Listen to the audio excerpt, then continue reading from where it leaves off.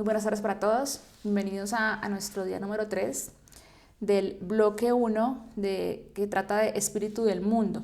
Hoy la lección ¿es bueno el placer? Recordemos que estamos haciendo el camino de preparación para la consagración total a Jesús por María, según el método San Luis María Griñón de Montfort. Empecemos. En nombre del Padre, del Hijo, del Espíritu Santo. Amén. ¿Es bueno el placer? El hombre posee un apetito natural de placer. En el ser humano existe un deseo natural de aquellos bienes que corresponden a la propia conservación. De esos bienes naturales, algunos son necesarios para la conservación del individuo y de su cuerpo, como el alimento, la bebida, el vestido, etc. Otros de esos bienes naturales son necesarios para la conservación de la especie humana, como los bienes sexuales. El hombre desea estos bienes y, por tanto, cuando los posee experimenta placer. ¿O quién no ha experimentado placer al saborear una deliciosa comida o un helado o al dormir después de una agotadora jornada? Es natural que el hombre experimente placer. Dios ha querido darle esta capacidad de disfrute y ha puesto placer en ciertas cosas. Es más, si no fuera así, si no apeteciéramos el comer, el dormir y la sexualidad, tal vez moriríamos de hambre o de cansancio o la especie humana estaría en vía de extinción. Así pues, lo primero que debemos tener claro es que el placer no es malo en sí mismo. Dios ha querido que el hombre experimente placer. De hecho, le ha regalado esta capacidad. El problema viene cuando el placer se desordena, cuando se sale de los límites justos y deja de ser un medio para convertirse en un fin. Podríamos comparar el placer con el fuego. El fuego bien utilizado es maravilloso, trae muchos beneficios al hombre. ¿Qué tal el fuego en la chimenea de la casa en una noche fría, mientras compartimos y cantamos alrededor con la familia y los amigos?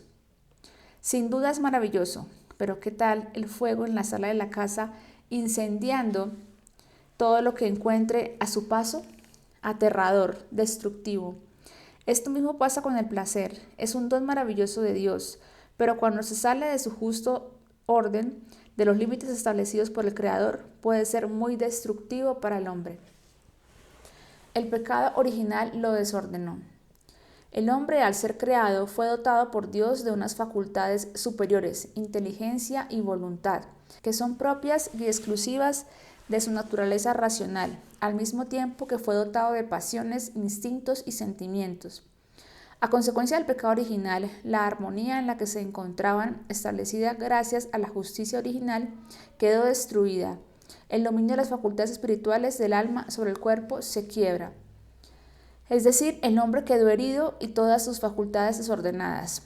A partir de allí perdió el dominio sobre sus pasiones, instintos y sentimientos, los cuales naturalmente deberían estar sometidos y ser plenamente gobernados por la inteligencia y la voluntad.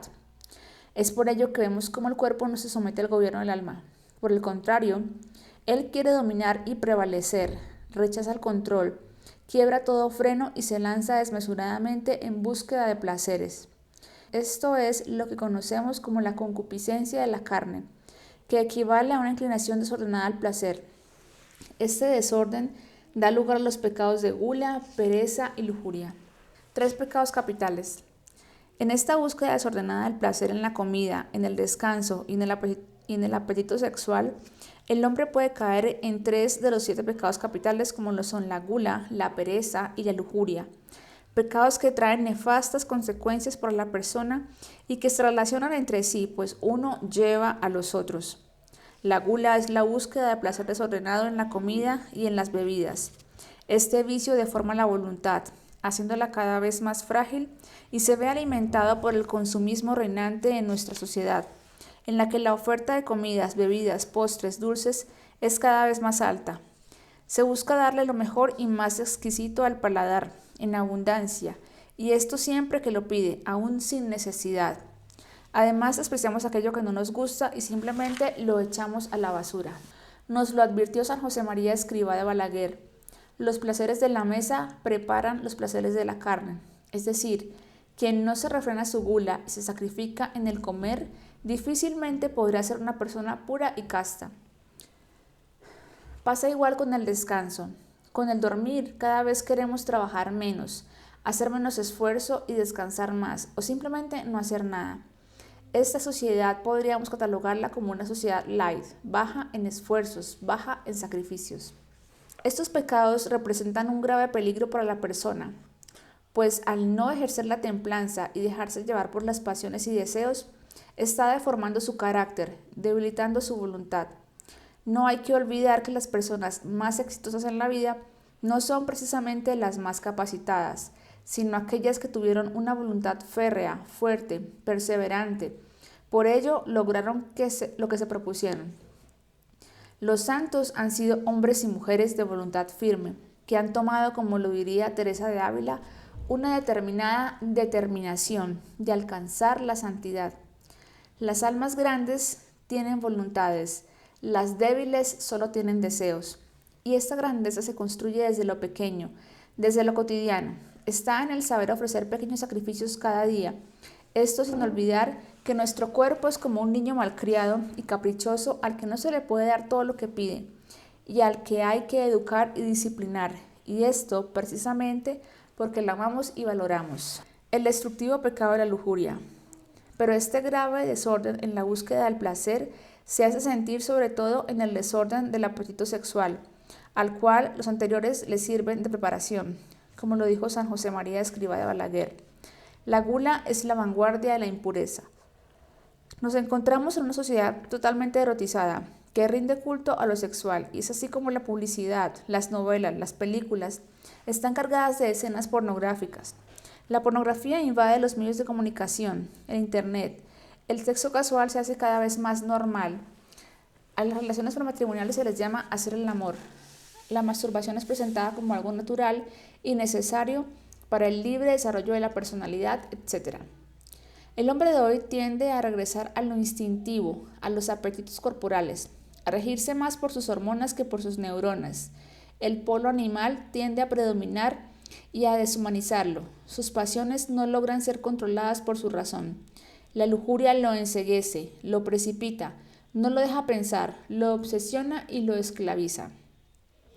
Con la revolución sexual hacia la década de los 60 y 70 se dio una liberación de las costumbres y un profundo cambio en el comportamiento sexual, donde se proclamaba el sexo libre bajo lemas como hagamos el amor y no la guerra.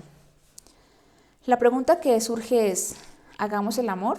¿Tener sexo es hacer el amor? ¿Sexo es igual a amor? Esta es tal vez la más grande y peligrosa mentira que se nos ha dicho. Si sexo es igual a amor, entonces las prostitutas serían las personas más amadas del mundo y por tanto las más felices. Si sexo es igual a amor, te quedarías toda tu vida al lado de la persona con la que fuiste por primera vez a la cama y tal vez ni te acuerdes de su nombre. El sexo es una dimensión del amor, hace parte del amor, pero no lo agota, no logra abarcarlo completamente. Cada vez es más normal la fornicación, unión carnal entre un hombre y una mujer fuera del matrimonio. En los noviazgos, bajo la excusa de nos amamos, la pregunta es, si en realidad se aman tanto como para entregarse sus cuerpos, ¿por qué no se comprometen para toda la vida?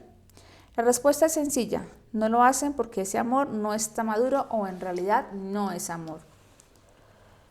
El sexo libre o casual lo único que hace es esclavizar a la persona, volverla una pobre esclava de sus hormonas, una egoísta e incapaz de amar, pues hace que solo vea en el otro un objeto de uso, un medio para saciar sus instintos y deseos, una cosa que le produce placer. Se crea así una visión utilitarista de la persona y se rebaja su dignidad. El hombre de hoy es un ansioso buscador de placer y se lo procura por doquier, pero qué paradoja, asistimos a una sociedad enferma de soledad, de depresión, de sinsentido, y es que el placer se queda en la superficie de los sentidos, mientras que el amor verdadero, el amor entregado y sacrificado, llega hasta lo profundo del alma, la sacia y le da felicidad. Esta liberación sexual hace que las personas sean cada vez más incapaces de adquirir compromisos duraderos y estables, las incapacita para la fidelidad y por ello vemos cómo abunda el adulterio, cuando un hombre y una mujer de los cuales al menos uno está casado, establecen una relación sexual, aunque ocasional, cometen un adulterio. Vemos cómo un hombre o una mujer es capaz de tirar a la basura a su familia, sus hijos, su proyecto de vida por unos minutos de placer.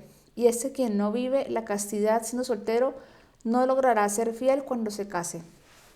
La masturbación, la pornografía, la promiscuidad hacen que el hombre pierda el freno y sea cada vez más insaciable en la búsqueda de placer sexual.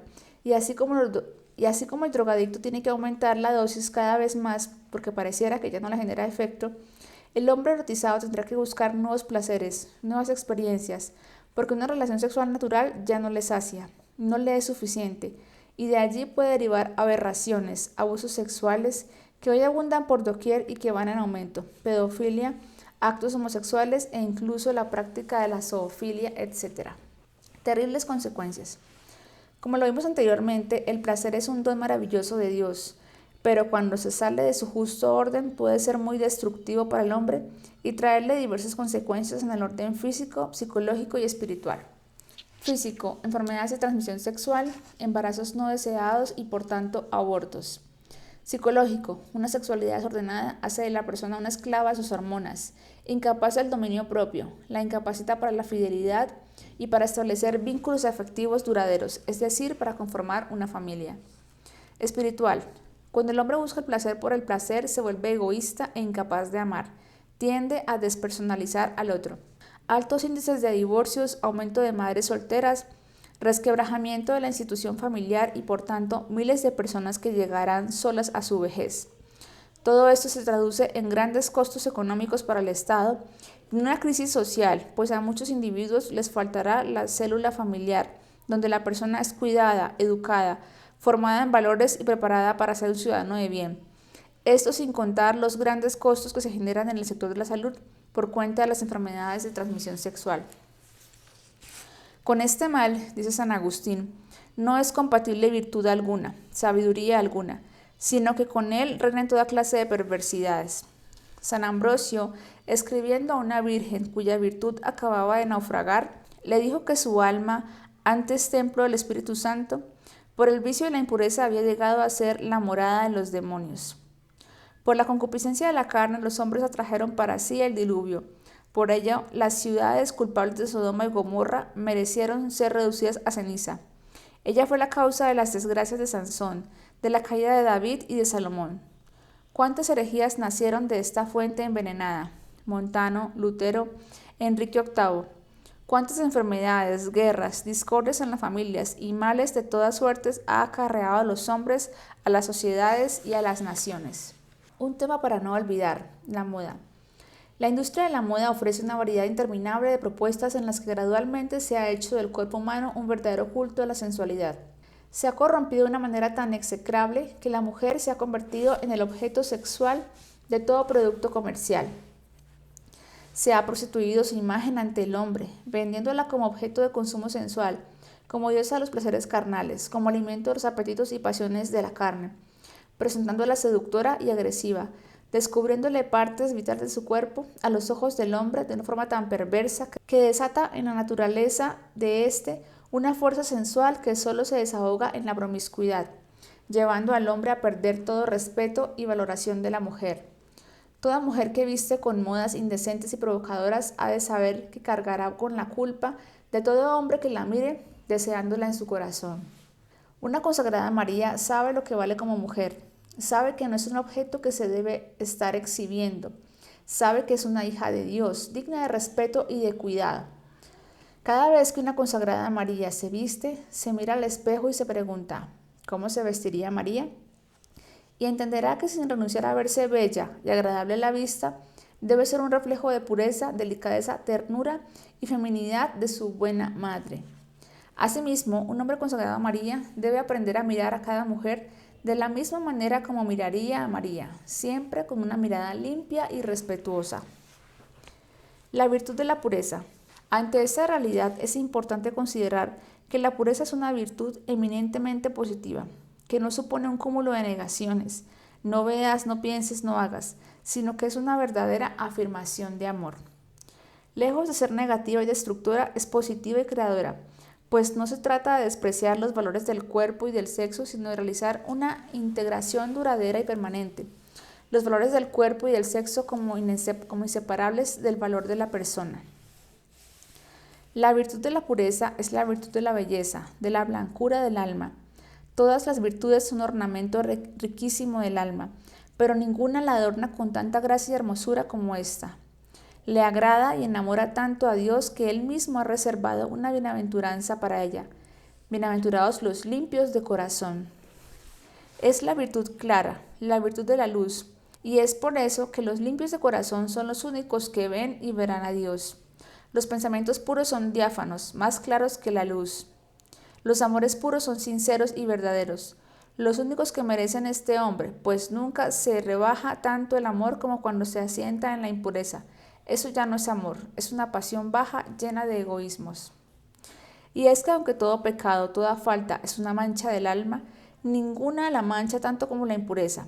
Este es el pecado feo, sucio, vergonzoso, más que ningún otro pecado.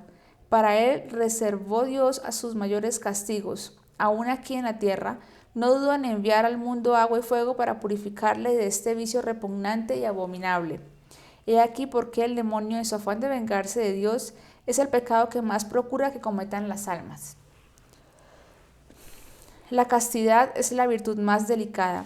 Cualquier hálito carnal la empaña y marchita. Se peca y se pierde la castidad cuando se consiente libre y voluntariamente en cualquier cosa impura, por pequeña que sea, y aunque sea por poco tiempo. Por ello hay que cuidar los pensamientos, la mirada, las palabras, las manifestaciones de afecto entre los novios, etc. Medios para alcanzar y conservar la virtud de la pureza. Confesión y comunión frecuentes. La confesión otorga las gracias sacramentales que nos ayudan a vencer la tentación. El contacto de nuestro cuerpo con el Santísimo Cuerpo de nuestro Señor Jesucristo es una magnífica ayuda para aplacar la concupiscencia. Oración frecuente. Velad y orad para que no caigáis en tentación.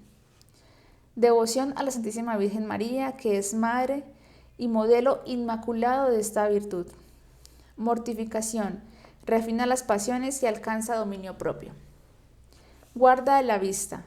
Los pensamientos se nutren de lo que se ha visto. Es necesario retirar la vista de todo aquello que es excitativo del placer carnal. Cuidado con la televisión y la música. Sobriedad en la comida y la bebida. La gula es la vanguardia de la impureza. Quien refrena su gula, refrena sus pasiones. Cuidado del pudor. El pudor no gusta de palabras torpes y vulgares y detesta toda conducta inmodesta, aun la más leve. Evita con todo cuidado la excesiva familiaridad con personas del otro sexo. Llena el alma de un profundo respeto hacia el cuerpo que es templo del Espíritu Santo. Se debe tener modestia en el vestir, en el aseo diario, etc. Evitar la ociosidad. Siempre ha de haber algo en que ocupar el espíritu o ejercitar el cuerpo, pues una mente desocupada es el taller del demonio. Huir de las ocasiones. El que ama el peligro, en él perece. La pureza es el resultado de una victoria y la impureza de una vergonzosa derrota. Por eso es la virtud noble, digna, valiente, propia de los valientes. Es la virtud viril por excelencia, enérgica, que no admite la más pequeña transigencia. A ejemplo, nuestra amada Madre. La pureza es luz para el entendimiento, luz para el alma y el corazón. Y es por ello que nuestra Madre pudo comprender perfectamente la voluntad de su Señor. Era Madre castísima, siempre virgen. Será una poderosa ayuda en la lucha por la pureza. La Inmaculada permitirá a sus hijos consagrados ver con sus propios ojos, escuchar con sus oídos, hablar con sus labios, sentir con su corazón. Ella es la Madre de la pureza, dispuesta a revestir a sus hijos de su misma luz y claridad. Bueno, la práctica del día de hoy es, durante un día, ayunar una comida pidiendo a Dios la gracia de la pureza. Además, como mujer, revisar el closet y renunciar a toda prenda de vestir que sea indecente. Y como hombre, comprometerse ahora en adelante a mirar a las mujeres con pureza. Bueno, hasta aquí la lectura del día de hoy. Hay algo también que me llama la atención a mí y es el tema de la pureza de intención. Digamos que hemos hablado en este momento de los sentidos, de todo lo que es como físico, carnal, pero también existe la pureza de intención, cuando uno se aproxima a alguien, qué tan genuino es, qué tan desinteresado, si uno cuando sirve o cuando da a alguien algo, si está esperando algo a cambio. Si uno quiere recibir como esa contraprestación, realmente no hay pureza en la intención. Lo mismo cuando estamos con el Señor, en el camino del Señor, si uno se porta aparentemente bien, entre comillas, y va a misa y reza el rosario, solamente porque quiere algo a cambio, porque quiere un favor de Dios, pues ahí tampoco hay pureza. Y estamos hablando de la intención, de realmente estar como muy limpios en el cuerpo, pero también en el alma, en cómo te aproximas a Dios, cómo te aproximas al otro, sin querer ganar nada para ti, sin pretender que haya un beneficio material o inmaterial en medio. Entonces también es una reflexión que hoy te quiero invitar a que hagas. Bueno, muchas gracias por acompañarme. Continuamos mañana. Gloria al Padre, al Hijo y al Espíritu Santo, como era en un principio, ahora y siempre, por los siglos de los siglos. Amén. En nombre del Padre, del Hijo y del Espíritu Santo. Amén.